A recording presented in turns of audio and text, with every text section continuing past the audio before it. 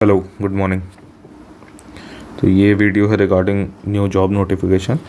Actually इसका notification तो काफ़ी पहले का आया हुआ है, बट कल से 1 नवंबर से इसका फॉर्म्स फिलअप होने स्टार्ट हो जाएंगे। अभी तक एटीसी की वैकेंसीज़ कई बार आई, बट इतनी ज़्यादा वैकेंसीज़ नहीं आई। 496 के अराउंड वैकेंसीज़ हैं, जो सबसे ज़्यादा हैं अब तक के हिस्ट्री में बोल सकते हैं। ठीक है, तो एयर ट्रैफिक कंट्रोलर काम आपको समझ आ ही रहा होगा कि क्या है, एयर ट्रैफिक को कंट्रोल करना। ठीक है, और ये क्या है, एआई एग्ज़ाम कंडक्ट नहीं कराता है, आईबीपीएस जो है वो एग्ज़ाम कंडक्ट कराएगा। एक्चुअली इससे पहले कोई और एजेंसी करा रही थी, इस बार से आईबीपीएस करा रही है, क्योंकि अभी लेटेस्ट में एएआई का एक एग्ज़ाम हुआ था जूनियर एग्जीक्यूटिव के लिए, अलग अलग ब्रांचेस के लिए, और एक सबसे ज़्यादा जो फेमस हुआ था कॉमन कार्डर। काफ़ी अच्छा था एग्ज़ाम वो भी। ठीक है, कम वैकेंसीज थी इससे, बट वो आईबीपीएस ने कराया। ठीक, तो 496 वैकेंसीज़ हैं। अभी कैसे एग्ज़ाम आया था इसका मैं बता दूंगा। 496 वैकेंसीज़ हैं, 199 यूआर की हैं, ईडब्ल्यूएस की 49 है। ठीक है, और ओबीसी की 140 हैं, अकॉर्डिंगली एससी एसटी की हैं। ठीक, चलिए बाकी ये आप देख सकते हैं कि ये डिसेबिलिटी के बारे में है।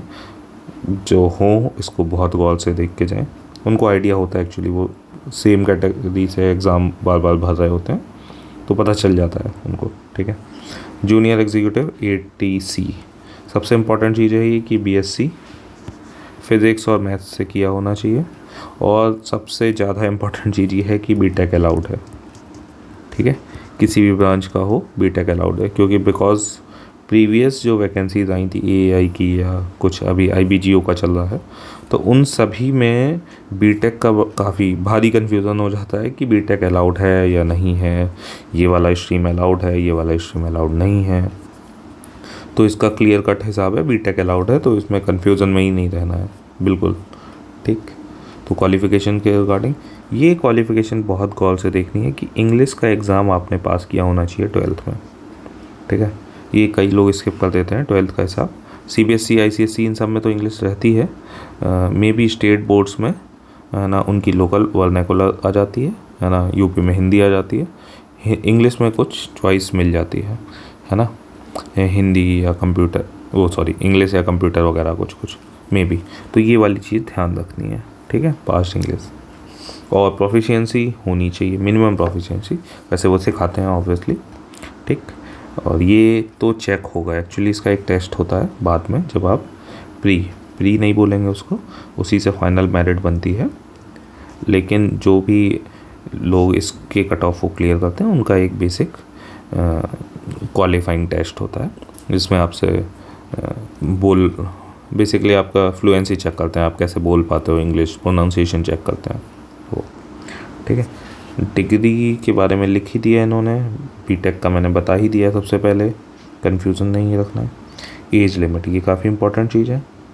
जो लोग 27 के करीब में हो और कन्फ्यूज़न हो रहा हो कि मैं नहीं हूँ एलिजिबल नहीं हूँ, तो सिंपल सा एज कैलकुलेटर गूगल पे टाइप करो, पहला वेबसाइट खोलो, अपना DOB डालो और ये डेट डाल दो, आपको exact number of days, number of months, number of years पता चल जाएंगे। ठीक है, अगर आप 27 से कम हो तो फिर आप इस फॉर्म को भर सकते हो। ठीक, रिलैक्सेशन ये है ही 5 years for SC/ST, 3 years OBC non creamy layers के लिए होता है। ठीक है, PWBD कैंडिडेट्स के लिए 10 साल है। ठीक है, एक्स सर्विसमैन के लिए जैसा अभी GOI के नोटिफिकेशन मिलता है, आई थिंक जो भी है उनका रहता होगा, उनको पता होगा, शायद सर्विस कंप्लीट होने के 5 साल ऐसा कुछ होता है। ठीक है, और मैक्सिमम शायद 50 तक रहता है। अपर एज लिमिट जो है वो maximum 10 years for the candidates who are in regular service of AI. ठीक, एआई की अगर सर्विस में हो आप तो 10 साल का एज रिलैक्सेशन मिलेगा। ठीक है ना, DOB कहाँ से मानी जाएगी, आपकी 10th की मार्कशीट से, ये सबको पता होता है। तो ये इंपॉर्टेंट चीज़ है कि कल से फिल होना शुरू हो जाएंगे, 30 तारीख तक फिल होंगे। एग्ज़ाम डेट्स अनाउंस नहीं हुए हैं, बट Jan 2024 मैक्स है ये, मे बी दिसंबर एंड में भी वो करा सकते हैं, है ना, बट Jan में तो कन्फर्मिटी है कि हो ही जाना है, तो आपके पास 2 महीने आप मान के चल सकते हो मैक्स पढ़ाई के लिए। ठीक, चलिए पे स्केल 40,000 बेसिक है, 40,000 ऐड कर दो। फिर 46 इस टाइम पे वो चल रहा है DA। 27 आपको HRA मिल जाएगा, बिकॉज़ अभी आप ये जो एयरपोर्ट्स होते हैं ऑब्वियसली X Y और Z सिटीज़ होते हैं ना, X Y और Z, तो ये सारे के सारे X सिटीज़ में ही होते हैं ज़्यादातर, Y में भी हैं कुछ, but most of the X cities में। तो 18 और 27 का फिगर रहेगा। Z में तो नहीं है भाई एयरपोर्ट्स, ठीक है, तो वहाँ पे TC की ज़रूरत भी नहीं है। ठीक, तो 18%। उसके बाद आप 30% और मिला लो, बिकॉज TA TPA है ना, और DA on HRA, DA on TA sorry, ये ऐसे करके तमाम चीज़ें होती हैं, है ना। तो 40 का तो बेसिक हो गया, और अराउंड 40 आप एक्स्ट्रा मान लो, तो स्टार्टिंग सैलरी आपकी 80,000 के आसपास रहेगी। इसमें से जो भी डिडक्शंस होंगे लाइक 12% का, 10% का NPS में कैलकुलेशन चला जाता है, ठीक है, और 500 रुपये 800 रुपये के आसपास उसमें कट जाता है जो मेडिकल वगैरह रहता है, ठीक है ना। चलिए, तो बेसिकली ठीक ठाक अमाउंट आपके हाथ में आ जाएगा, 70 प्लस आ जाएगा आफ्टर डिडक्शन भी। ठीक, तो ठीक ठाक सैलरी मिलती है। हाँ, और बहुत अच्छी चीज़ इस सर्विस की है कि आपको एयरपोर्ट में वर्क करना पड़ेगा, तो वर्क एनवायरनमेंट बहुत अच्छा है। लाइक SSC के जो लोएस्ट पोस्ट है CGL से इस टाइम पे ये ऐसे है, उसका वर्क एनवायरनमेंट देखो जाके, तो आपको पता ही चल रहा होगा कि किस तरीके का वर्क एनवायरनमेंट कैसा होता है, वर्क कल्चर कैसा होता है। जबकि एयरपोर्ट में आप वर्क करते हो तो लोग अच्छे मिलते हैं आपको, वर्क एनवायरनमेंट बहुत अच्छा है, साफ़ सुथरी सी जगह पे काम करना होता है, तो ये इसका बहुत अच्छा प्लस पॉइंट है, ठीक है ना। तो इम्पॉर्टेंट इंस्ट्रक्शंस में ओनली इंडियन नेशनल्स पढ़ सकते हैं। कट ऑफ डेट देख लीजिए, ये मैंने बता ही दिया। ये OBC का सर्टिफिकेट बनवाना रहता है, ठीक है, ये तो आपको पता ही होता है। EWS के लिए काफ़ी जद्दोजहद रहती है हर बार, तो EWS जो है 2023-24 का बेसिकली 31 मार्च के बाद का बना हुआ होना चाहिए। 31 मार्च या 28 फ़रवरी, 1 मार्च से मतलब, हाँ 1 मार्च के बाद या 31 मार्च के बाद का बना हुआ होना चाहिए 2023 का, है ना, ऐसा कुछ है। 31 मार्च होता है आई थिंक, कन्फ्यूज़ हो गया मैं, ठीक है। तो 30/11/2023 से पहले का ये SC/ST सर्टिफिकेट भी होना चाहिए। सारी चीज़ें बेसिकली क्रूशियल डेट से पहले की होनी चाहिए, जितने भी सर्टिफिकेट्स हैं आपके। चलिए, कुछ ख़ास नहीं है। और अगर आप किसी डिपार्टमेंट में काम कर रहे हो, ये जो लिखा हुआ है, pay protection up to maximum of 3 increments in the form of personal pay will be given to all eligible employees who have been recruited. Pay protection मिलेगा 3 इंक्रीमेंट तक का।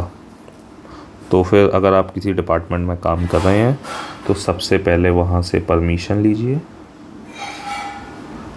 लीजिए कि इस फॉर्म को भर पाएँ या ना भरें, तो ऑब्वियसली परमिशन मिल जाती है।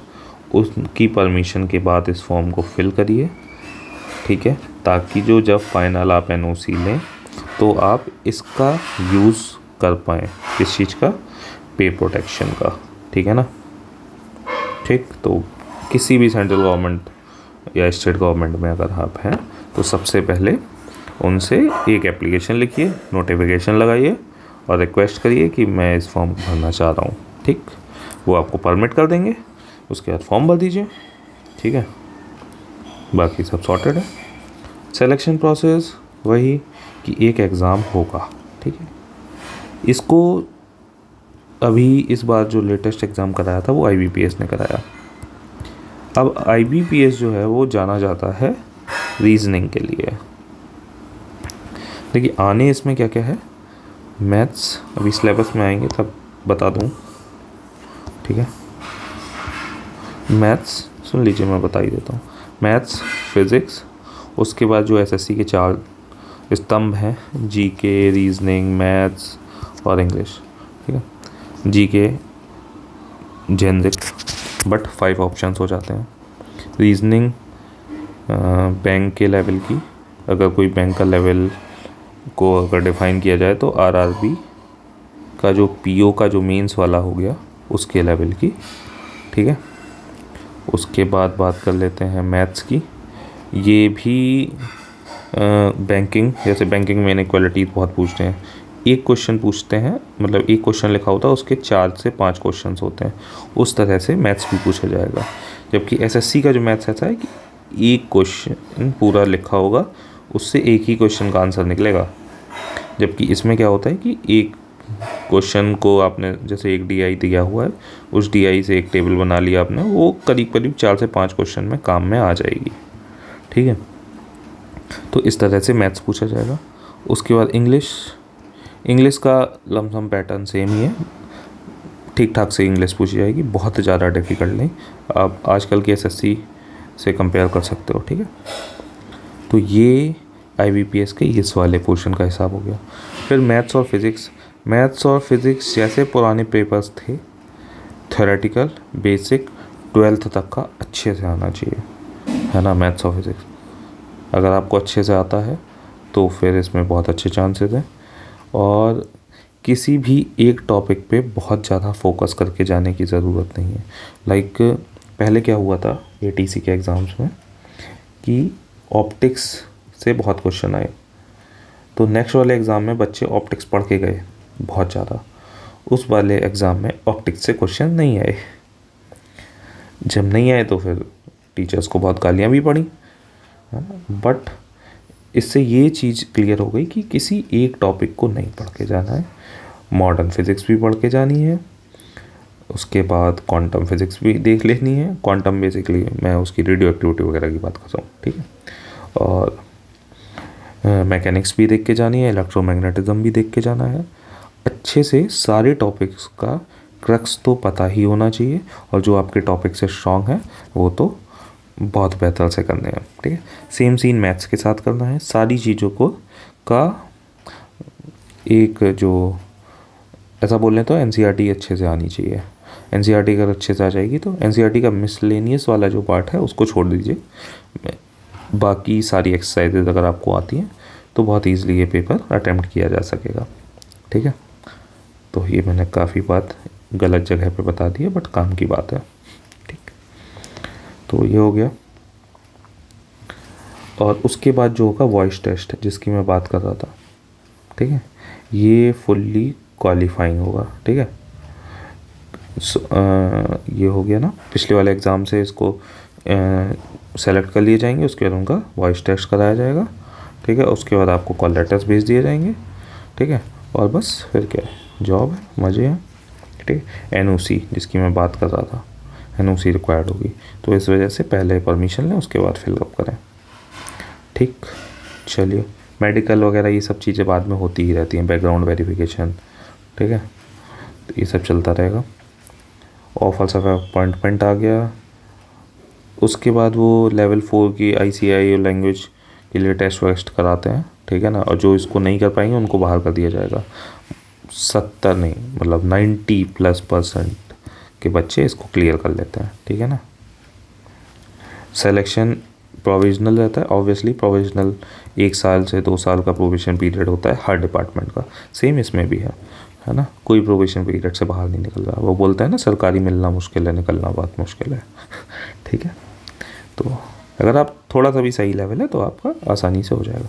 ठीक है, एक इसमें श्योरिटी बॉन्ड है, ये ध्यान रखिएगा।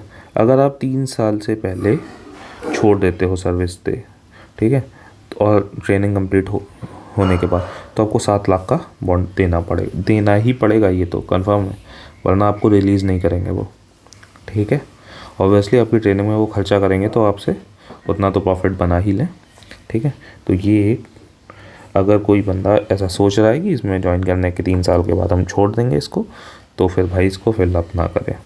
ठीक है, तो इसमें क्योंकि बॉन्ड हर उस जगह पे होगा जिस जगह पे ट्रेनिंग होगी। जहाँ पे ट्रेनिंग नहीं हो रही होगी वहाँ पे बॉन्ड नहीं होते हैं। ट्रेनिंग है बेसिकली, डिपार्टमेंट आप पे खर्चा करेगा तो आपसे पैसे चाहेगा कि आप उसको सर्व करके जाएं। ठीक है, बढ़िया, तो उसको श्योरिटी बॉन्ड बोलते हैं। 3 साल का आपको मिनिमम टेन्योर होना चाहिए। ठीक, मिसकंडक्ट पे भाई कोई धोखाधड़ी नहीं करनी है, सब चीज़ें सच्चाई के साथ करनी है। अप्लाई कैसे करना है भाई, लिंक आएगा, लिंक में जाओ और खट्टा अपनी सारी डिटेल्स भर दो, सारी चीज़ें सही। अब फ़ोटोग्राफ, इमेज, ये सब पता ही होता है, ये सब आप लोग करना सीख ही जाते हो, ठीक है। 20 KB से ये है, सीधा जाओ इमेज कंप्रेसर पे, इमेज कंप्रेसर गूगल पे लिखना है, बस आ जाएगा। इमेज अपलोड करो, जितना चाहिए उतना करो, ख़त्म, ठीक है। डायमेंशंस भी वहीं से हो जाती हैं सर। इमेज सिग्नेचर भाई ब्लैक इंक से करना, सेम चीज़ इसमें भी, डायमेंशन सेलेक्ट करने के लिए इमेज कंप्रेसर। पैसा बहुत ज़्यादा होता है इनका 1000 रुपये, ठीक है। 1000 रुपये का फॉर्म है ये। और वही ऑनलाइन UPI डिजिटल इंडिया है। जनरल इंस्ट्रक्शंस पढ़ लीजिएगा, कोई इम्पोर्टेंट चीज़ नहीं है, ठीक है ना। आपको बेसिकली कहा यही जा रहा है कि सारी चीज़ें सही डालो, कोई भी धोखाधड़ी मत करना मेरे साथ, है ना। और आपको कोई पैसा नहीं मिलेगा आने जाने के लिए, ठीक है ना। चलिए, बाकी सिलेबस की जो PDF है वो अलग से आती है इसमें, है ना। तो जब भी सिलेबस मैं निकाल के, या पुराना सिलेबस भी सेम ही रहेगा, वो मैं एक वीडियो बना दूंगा। तो जो सारी चीज़ें मैंने अभी यहाँ पे बताई थी, यहाँ पर कहाँ पर सिलेबस के साथ, उस सिलेबस के साथ साथ मैं बता दूंगा, तो भी और थोड़ा क्लियरिटी हो जाएगी। यहाँ पे गंदी से पता चल रहा है, ठीक है। तो वो मैं जब सिलेबस का वीडियो बनाऊंगा तो बहुत ज़्यादा सलीके से, तो पॉइंट वाइज करके बता दूंगा, ठीक है। यहाँ पे एक आइडिया आपको लग गया है, ठीक है, कि फॉर्म भरना चाहिए कि नहीं भरना चाहिए। बहुत अच्छा सलीका ये है, फॉर्म भरना चाहिए या नहीं, कि आप जाओ किसी भी वेबसाइट पे, AIATC का एक प्रीवियस ईयर पेपर उठाओ, या अभी जो जूनियर एग्जीक्यूटिव का पेपर हुआ है वो उठाओ, जो जिसमें किसी ना किसी मैथ्स और फिज़िक्स का सब्जेक्ट हो, ठीक है। वो पेपर लगाओ, अगर कट ऑफ से 10-15 नंबर कम तक आ रहे हैं, ठीक है, तो फिर तो ये पेपर भर दो, ठीक। अगर नहीं आ रहे हैं तो भाई 1000 रुपये की SIP नहीं, क्या हो, 1 टाइम इन्वेस्टमेंट कर दो कहीं पर, ठीक है। वेरी सिंपल, ये बेस्ट तरीका है कि 1 से 2 मॉक दो उस चीज़ के, और उसके बाद पता लग जाता है कि आप इसको कर पाओगे 1 महीने 2 महीने में, तो ठीक है। अगर नहीं कर पाओगे तो तुरंत छोड़ दो, पैसे बर्बाद करने का कोई मतलब नहीं है। नेक्स्ट टाइम जब आए तब भर देना, ठीक है, क्योंकि क्यों ही देने यार पैसे, ठीक है। चलिए, थैंक यू, और थैंक यू फॉर 24 सब्सक्राइबर्स। चलिए।